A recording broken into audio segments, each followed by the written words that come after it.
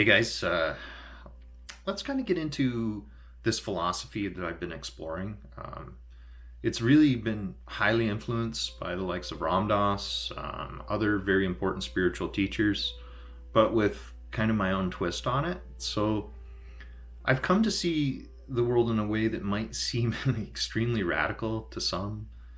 Everything happening around us, every single event, no matter how challenging or how painful it is, it's perfect. It's perfect in its own right. It's unfolding exactly as it's meant to, according to the grand universal law. Now, stick with me. When we talk about suffering, our instinct is to see it as something wrong, something totally out of place. But from the perspective I've been embracing, suffering is not a mistake. It's not a deviation from some ideal path. Instead, it's a critical part of the journey. It's like every hardship, every bit of pain is a chapter in a much larger story that's all about growth, learning, and evolution. So I love analogies, so here's another one. So when you're learning to ride a bike, you're obviously going to fall. It's inevitable. But those falls and those moments of pain, they teach you balance. They're essential to mastering the skill. It's a broader sense. The challenges we face in life are falls. They hurt, yeah, but they're also moving us toward a deeper understanding of ourselves and the world around us. So here's where it gets really personal for me.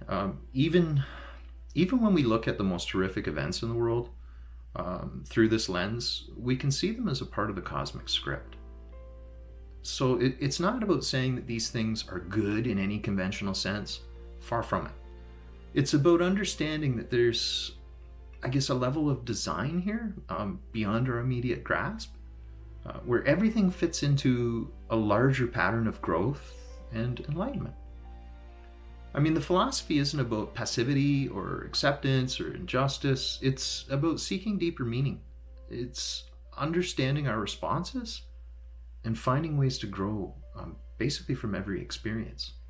It challenges us to see life's adversities not really as barriers, but as gateways to a more profound, spiritual, and rich life. So when I do say everything is perfect and happening according to law, I mean that in the grand scheme of things. There's a place and purpose for every joy and every sorrow. And this kind of view has transformed how I approach life's inevitable ups and downs, offering a sense of peace amidst chaos and a trust in the journey, even when the path isn't completely clear.